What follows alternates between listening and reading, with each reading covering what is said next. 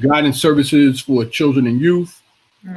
You also, your profession is in marriage, family therapy, and counseling. In reference of Kevana, what you do, especially working, like we work with youth. I work with the youth. A lot of our youth, and I've had this talk with some of my colleagues, Kaede is one of them, about how youth are going to marijuana for therapy.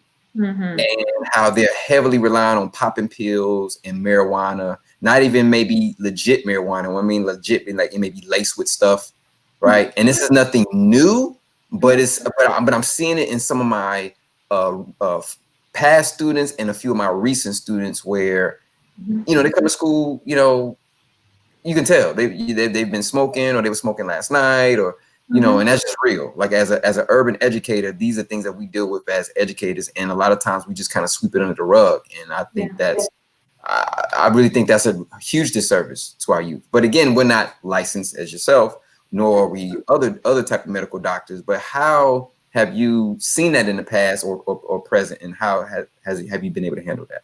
Yeah, well, like you said, it's very prevalent. Like it's a norm. And so I want to say two things. One thing is that I do have a different idea or thought process around the use of marijuana, just because of the recent just like expansion of the use and really understanding. And also what's very big about my field is the narrative, meaning the words and the stories we tell around things, right? So like I said, so in my full-time job, I'm program manager, and I've worked in the community too in Philly, is that I worked with teenagers where they were referred because, again, they're maybe getting in trouble, smoking weed, you know, not going to school. They're, you know, out in the community fighting, getting in trouble with their parents. And a lot of times them smoking marijuana was one of the main issues. What I had to help parents understand, it wasn't like, my job's not come in here and help have them stop. I have to understand. My key thing I always use with everybody is I have to understand to change. So I can't come in and say, yo, Kaheem, he needs to stop. I have to understand, why is he using this? And what I found with most of the teenagers, it's a way to dissociate. If you understand what these teens, especially in inner city, especially Philly, what they go through.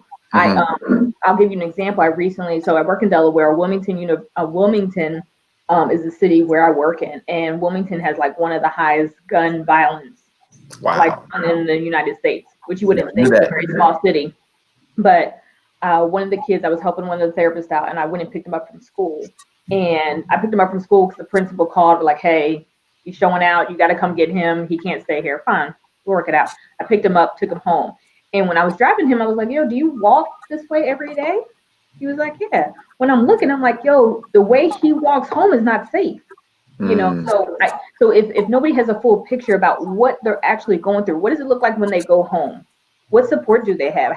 Who are they connected to? You know, what traumas have they been through? I had another client where he saw his cousin get shot in his head in his backyard. So a lot of when they're using these substances and pills is to dissociate, so they don't have to think about that on a daily basis. The children and the teenagers I come across usually have already had what we call complex trauma. So it's not just one trauma where they saw a friend get shot. It's they saw their friend get shot. Their mom's on drugs when they're not there, or they've been abandoned by people in their life, or they've been sexually or physically abused by somebody in their life. So it's a way not to excuse it, not to dismiss it, but this is to dissociate from the pain that they have to deal with on a daily basis, because this trauma does change the body and the mind. So that's the key thing. Also, when I'm talking about it, that I can't go in. I have to replace it with something that's going to assist them with dealing with those feelings and those thoughts. If I just come in and say they need to stop, what am I replacing it with? How are they to cope with those emotions and feelings that they have to deal with on a daily basis? So I hope that answered your question. How old is the youngest youth who disassociates, that use weed? How old was this? The youngest I've probably come across is like probably 12. Yeah, that doesn't surprise me, because you know, Kevana remembers when I was in Chicago, so you know, we go back, you know, like we were, you know, myself and my other colleague Corey, we were talking about just a lot of youth we deal with on the south side and the west side of the city, and when we talk about the trauma in Philly, the trauma, you know, Chicago is one of those other places where a lot of youth are going through a lot of trauma. The adults too. We're going to get into that, but definitely talk about youth. Mm-hmm. You know, it does not skip them. Like people think Right. that youth aren't going through these things, and they are, and they don't necessarily have the devices nor the wherewithal to feel like they're even in control. You know, Mm-hmm. Yeah. whereas an adult may at least have a feeling that they might be in some control, but a youth may not feel like they don't have any control. Right. You know. Mm-hmm.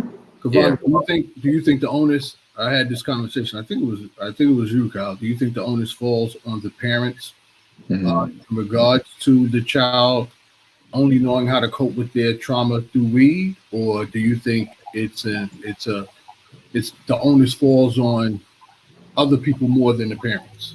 I think, I'm sorry. I think it's a collective. I think it can start with the parent. I think the parents, if they're there and whoever's involved in their life, are important. But it could be an auntie, it could be an uncle, it could be a grandmom, it could be whoever their collective unit is in their home. So when I say my discipline is marriage and family therapy, I work from a discipline where it's the systems. It's not just the individual. So I look at every piece. Where do they live? Who lives in the house with them? Who are they connected to? You know, what supports, you know, what are strengths, what are, you know what I'm saying, some risk factors. So looking at all those aspects, like, hey, yes, the parent, whoever they're connected to and have a strong attachment to, meaning they have a secure person in their life who they know they can go to meet their emotional, physical, and mental needs. That person is important, but it's also who else is in the community, because when they go to school, what are they looking at? What are they facing? You know? Also, do they have their basic needs met? Does the parent have their basic needs met? If you got to worry about food, water, heat, you know what I'm saying, all those things, you know, those are going to be another part of the aspect of how do we support them. So yeah, parents are very important, but also looking at like who is a strong base. And then again, who are the people around them? Who are the people in their school? You know, what organizations like yours can they be a part of where they feel connected to? Very well, personal experience. I noticed that for me, because my organization is in partnership with the Boys and Girls Club, and when I go to work, I show them. I give an example of a mentor, which means I dress professionally. I'm on how I speak to them. I listen to them, which is real key. I let them know that their feelings are valid. You know, things of that nature, and that's what helps them heal. Unfortunately, I'm one person that deals with them within a certain span of time. And then when they leave the club, or just say for the weekend, they're going back into an environment that reinforces negative behavior. Mm-hmm. One of the things that I like to do in our discussions, in our film discussions, is I like to talk about tangibles and solutions. So let's say, for an example, I'm a young person, male or female, and I live in a home where it's abusive, where I can't depend on my mother, right? Because she's going through some stuff. I don't know who my father is, right? My mother has a boyfriend, you know, the scenario. I don't necessarily have an organization or someone that I can trust. I have a teacher, but the teacher has other students that they deal with. My question is, what advice would you give a child, a young person in that situation, as they deal with getting their mind right, and as we deal with them using weed to cope or disassociate from the environment? What advice could you give them? If I was a child, what advice could you give them to help them make it through? Well, one thing I would really, again, try to find out, there's got to be, usually in our life, and it's hard, a lot of times it's hard to pinpoint when you're going through it, that there always is a positive reinforcement somewhere, right? Like I said, with that situation, it is harder because it'd be different if I'm just a therapist off the street, and I'm giving kind of insight about what to do, not so much advice. But if I'm working in the home, I'm working with the whole family. With that child, I would say, hey, who in your life is somebody you can go to? They have one person. You know, what is something, what's an outlet? What is something you can connect to? That's the other thing I'm gonna find, because also people don't realize relationships are the most important things in our life. They help us feel connected. So if I don't feel connected, let's say my group of friends is getting high and smoking weed, and I know the only way I can connect to them is doing that, that's what I'm gonna do, right? So I have to find something that connects for them, that's important to them, you know. So I would have to know, who are you as a person? What do you enjoy? What do you like? What makes you smile? You know, I would really try to find those factors and find at least, again, one person who listens to him for 5 minutes. Like you, I would say, even though it may seem very small and what you're doing is not. Let's say I took that away and they didn't have anything. They didn't have you to just listen to them for 5 minutes. You know, a lot of times the therapists that I work with, they'll feel like that. Like, I feel like I'm not doing enough. And I'm like, but you are, because if you weren't there, what would they have? You know, what would be the thing that would give them the space to talk about how they really feel? So that's what I would kind of, some insight I would give to a child who's kind of going through something like that.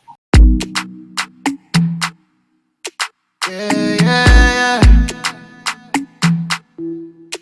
yeah. Baby, yeah.